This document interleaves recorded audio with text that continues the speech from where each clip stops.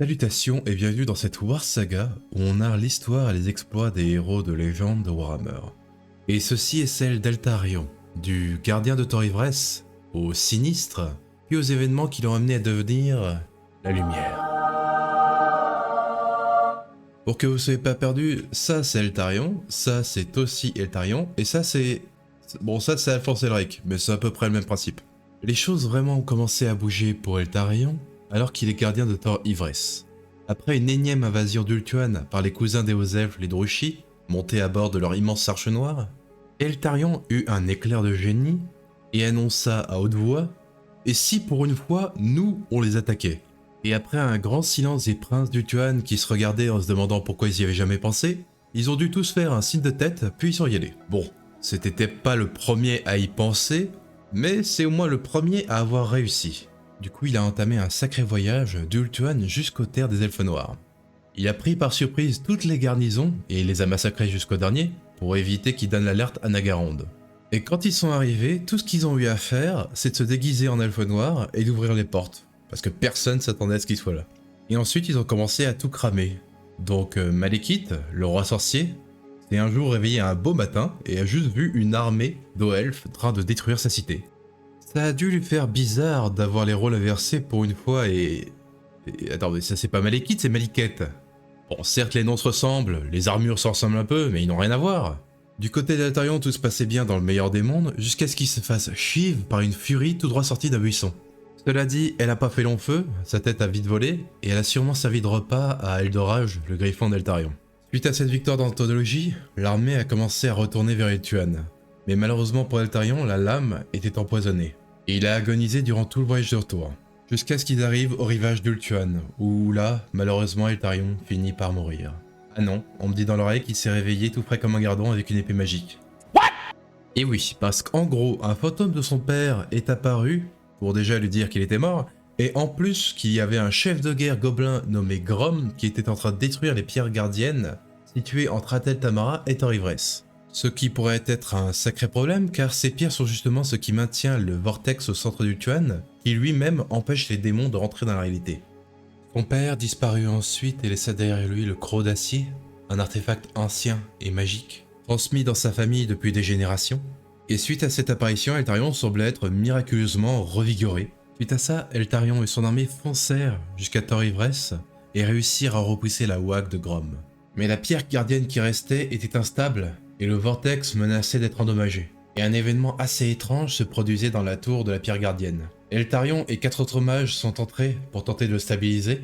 On sait pas trop ce qui s'est passé après, mais ce qu'on sait en revanche, c'est que seul Eltarion en est ressorti vivant. Cette expérience semble avoir marqué à tout jamais, et depuis son visage est sérieux et impassible. Et depuis, il a le titre de Batman. Non, Eltarion le sinistre. Je me demande quand même ce qu'il a vu. Peut-être le scénario de la fin des temps. Enfin bon, quoi qu'il en soit, après, il s'attela à la réparation des différentes pierres gardiennes que Grom avait détruites, et ensuite il lança une fois de plus les rares invasions d'Ultuan, non pas cette fois vers Nagaronde, mais vers le Vieux Monde, plus précisément les terres arides, pour les rendre la monnaie de leurs pièces aux pauvres qui vivaient là-bas. Il a aussi d'ailleurs réussi à détruire pas mal de leurs forteresses. Cela dit, ce qui a fini par le surprendre, c'est que le fait qu'il soit un adversaire redoutable n'a en rien calmé les ardeurs des peaux vertes. Au contraire même, tous les chefs de guerre voulaient avoir leur combat avec lui. C'est pourquoi il a préféré de repartir à Ivresse pour y fortifier son royaume, afin de les préparer à des invasions futures. Voilà pour les événements résumés avant End of Time. Alors End of Time, c'est un sujet bancal. Je considère que c'est pas à moi de faire du damage control, donc je suis arrivé à un compromis. Je vais éviter la majeure partie des événements d'End of Time, mais je pars quand même du principe que l'ancien monde a été éventuellement détruit d'une façon ou d'une autre, peu importe comment. D'autant qu'avec Old War qui revient, je serais pas étonné que ce soit Redcon, même si les événements se passent avant Battle. Cela dit, je prends bien en compte certaines choses qui se connectent avec l'âge de Simar, comme les dieux qui ont été liés avec les vents de magie, et dans le cas qui nous concerne ici, pour Eltarion, la façon dont il est mort et qui l'a tué. Car ça va avoir son importance pour la suite. Donc pour résumer, Eltarion est allé en Sylvanie avec une armée. Décidément, à chaque fois qu'il faut aller faire une bataille en dehors d'Ultuan, c'est quasiment toujours lui qu'on demande. Mais c'est là qu'il faut reconnaître le courage d'Eltarion. Parce qu'à chaque fois, il répond présent. À chaque fois, il traverse les mers pour aller combattre les ennemis d'Ultuan. Parce que c'est un héros. Un héros, pas celui que nous méritions, mais celui qu'il nous fallait. Bien moins qu'un chevalier de lumière. Mais malheureusement, c'est là qu'Eltarion finit par mourir, frappé par un puissant sort de magie d'améthyste lancé par Arcane, et qui a réduit son corps en poussière. Maintenant, on fast-forward jusqu'à l'âge de Sigmar, où l'âme d'Eltarion a réussi à échapper à l'appétit vorace de Slaanesh et à Nagash, ce qui est assez surprenant parce que les âmes des morts sont censées aller à Shaiish, mais il est finalement revenu grâce à l'archimage du Fail, j'ai nommé Teclis, qui est maintenant un des deux dieux conjoints avec son frère Tyrion de Ish, le royaume de la lumière, et qui joue aussi le rôle de soleil pour les 8 royaumes. Et qu'est-ce que tu fais Teclis? Qu'est-ce que c'est que cette pose? Ça me rappelle quelque chose.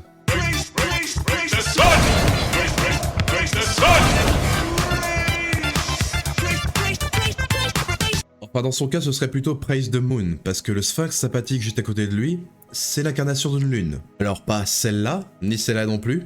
Il y a beaucoup de lunes dans Warhammer. Il est à vrai dire l'une des deux lunes. L'une des deux lunes. Bref. L'une des deux lunes de Ish, c'est Lénar, la vraie lune.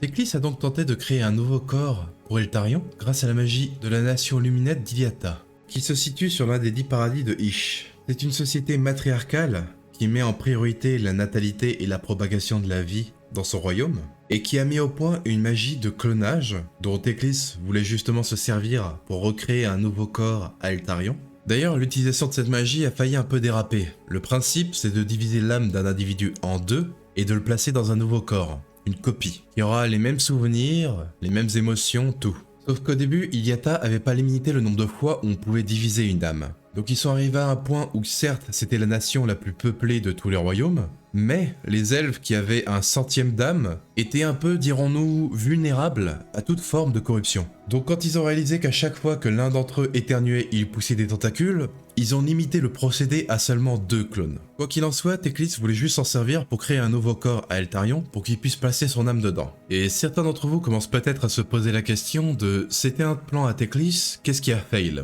Aussi peut-être le fait que quand vous voyez Eltarion, bah y a pas de corps. Et bien quand Teclis a placé l'âme d'Eltarion dans le nouveau corps, le corps s'est automatiquement transformé en poussière. Parce que le sort d'améthyste d'Arcane semble être encore en effet. Et là je me dois de poser la question, est-ce que Teclis troll? Parce que c'est quand même un dieu mage.